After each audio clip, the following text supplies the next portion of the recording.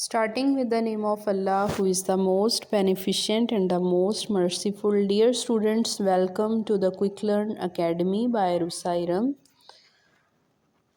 Dear students, in this video, we will discuss the most important long questions, including the numericals, examples, and theory of class 10th physics. Dear students, मैंने previous videos में important short questions half book के share किए हैं। तो अगर आप लोगों ने वो आपने इम्पॉर्टेंट शॉर्ट देखने हैं तो आप उन वीडियोस को देखें, और लॉन्ग क्वेश्चन के लिए आपके बुक के मैंने टोटल जो हैं वो 3 सेक्शंस में उनको डिवाइड किया है। उसके 3 पेयर्स हैं, पेयर ए, बी एंड सी। तो पेपर क्योंकि आपका जो है वो 60 मार्क्स का होता है और आपने उसमें 3 लॉन्ग में से 2 लॉन्ग अटेम्प्ट करने होते हैं। तो आपने इसीलिए आपके जो 3 पेयर्स हैं ए, बी एंड सी, आपने इन 3 में से कोई से 2 पेयर सिलेक्ट कर लेने हैं और इधर से अपने मोस्ट इम्पॉर्टेंट लॉन्ग क्वेश्चंस देख के उनकी प्रिपरेशन करनी है। इंशाल्लाह they will help you in your tomorrow exam. और वीडियो को स्टार्ट करने से पहले अगर अभी तक आप लोगों ने मेरा चैनल सब्सक्राइब नहीं किया, then kindly do subscribe my channel which is quick learn academy by Arusa Iram. आपके जो पेयर ए है इसमें आपने न्यूमेरिकल्स चैप्टर 10 से इसकी एग्जांपल्स देखते हैं। एग्जांपल्स जो हैं वो 10.1 एंड 10.2, और एक्सरसाइज की जो हैं आपके वो न्यूमेरिकल प्रॉब्लम्स 10.1, 10.2, 10.3, 10.9 एंड 10.10। आपने इनको अच्छे से कर लेना है। वैसे तो अगर आपने फुल मार्क्स लेने हैं और आपने थ्रू आउट बहुत अच्छी प्रिपरेशन की है तो आपको चाहिए कि आप फुल बुक की बहुत अच्छे से रिवीजन करें। पर आप कम टाइम में कम से कम जो मैं आपके साथ ये डाटा शेयर कर रही हूँ आप इससे गो थ्रू कर लीजिएगा ताकि आपकी अच्छी तैयारी हो। और एक्सरसाइज की जो हैं वो मैंने आपको बता दी हैं। इसके बाद चैप्टर नंबर 12, इसकी एग्जांपल्स 12.2, 12.3, 12.4 और 12.6। इनमें से जो 12.4 है that is the most important, and from the exercise numericals 12.1, 12.3, 12.4, 12.10 and 12.12। इनमें से 12.3, 10 एंड 12 इन 3 एक्सरसाइज जो आपके न्यूमेरिकल्स हैं इनको बहुत अच्छे से कर लेना है। Now we will discuss the theory of pair A. इसका जो आपका फर्स्ट क्वेश्चन है that is define SHM, explain the motion of mass attached with the spring. तो SHM के लिए जो आपके प्रीवियस बोर्ड एग्ज़ाम्स हैं उसमें आपकी तीनों चीज़ें अक्सर कोई सा भी एक लॉन्ग आ जाता है इन 3 में से, मास अटैच विद द स्प्रिंग या सिंपल पेंडुलम या जो बॉल इन बाउल सिस्टम, ये 3। तो ये तीनों आपने अच्छे से कर लेने हैं और इनमें आपने लाजमी डायग्राम भी बनानी है। अगर आप डायग्राम बनाएंगे, अपनी इक्वेशंस लिखेंगे, डिफ़ाइन करेंगे, एक्सप्लेनेशन अच्छे से अच्छी देंगे, तभी आपको फुल मार्क्स मिलेंगे। And the next question is what is SHM, explain it's properties. तो आपने इसमें इसकी सारी प्रॉपर्टीज़ राइट करनी है। The third question is drive wave equation and explain the wave energy transfer through waves. तो आपने इसमें वेव इक्वेशन को राइट करना है और ये वाला कंप्लीट टॉपिक जो है आपने एक्सप्लेन करना है। इसके बाद देखते हैं question number 4 which is what is the ripple tank, explain reflection, refraction and diffraction. Ripple tank वाला जो क्वेश्चन है जब भी ये आए आपने सबसे पहले डिफ़ाइन करना है, इसकी कंस्ट्रक्शन लिखनी है, फिर उसके बाद इसकी कंस्ट्रक्शन को एक्सप्लेन करना है, और ये जो पैरामीटर्स जिन्हें एक्सप्लेन करने का पूछा जाता है, आपने इन सब की मेन डेफिनेशन, डायग्राम और उनको साथ साथ थोड़ा थोड़ा एक्सप्लेन करना है। The question number 5 is proof that the motion of simple pendulum is SHM। इसमें आपने सिंपल पेंडुलम वाला राइट करना है, उसकी इक्वेशन लिखनी है, डायग्राम बनानी है और इसको सारा एक्सप्लेन करना है। This is from your very first chapter of your book. The question number 6 is how longitudinal and transverse waves are produced with the help of slinky. The question number 7 is explain the refraction of light and laws of reflection. तो इसका जो very first आपका paragraph है जिसमें diagram mention है raise of light, वो भी उसके ऊपर मेंशन है, आपने वो लाजमी डायग्राम बनानी है और लाज ऑफ रिफ्रैक्शन भी राइट करने हैं। The question number 8 is explain the total internal reflection. Total internal reflection में आपने इसकी डायग्राम लाजमी बनानी है, इसको डिफ़ाइन करना है, एक्सप्लेन करना है और इसमें जो क्रिटिकल एंगल है उसको लाजमी हाईलाइट करना है। The question number 9 is what is the optical fibre, how light travels through the optical fibre.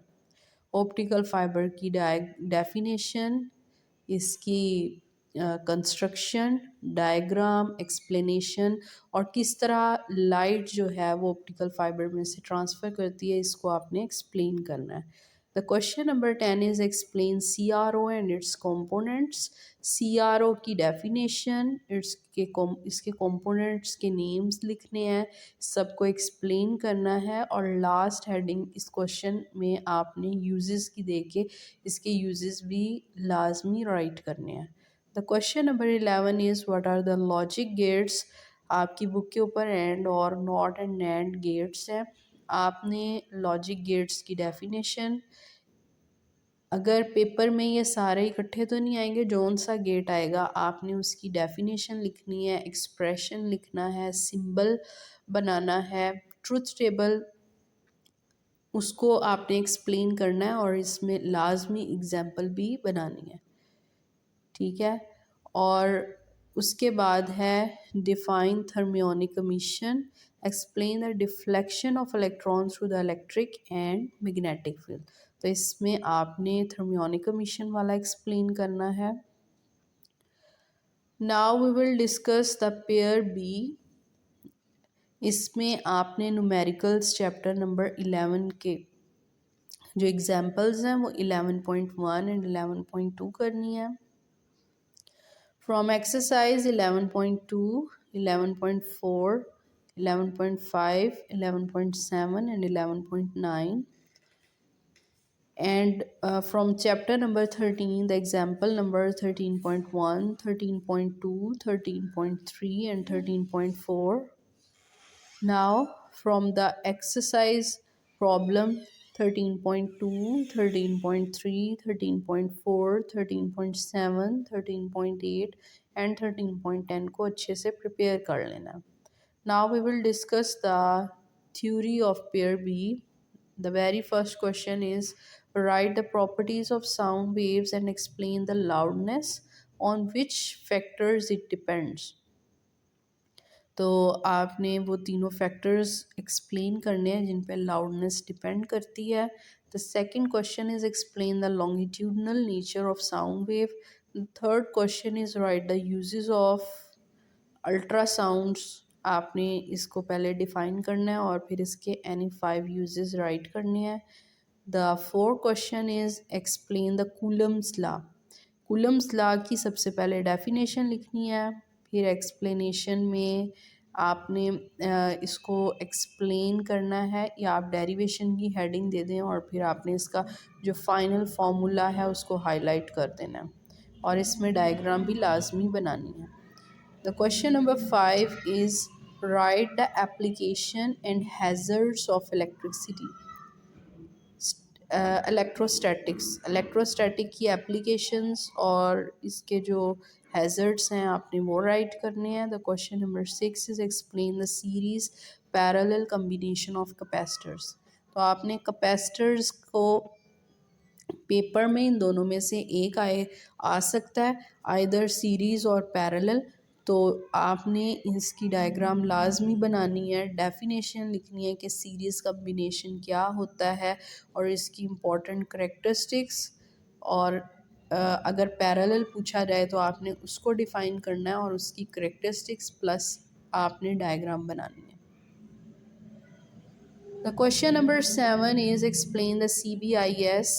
CBIS इसके जो 5 components हैं, पहले आपने इसको डिफ़ाइन करना है, 5 components उनको explain करना है।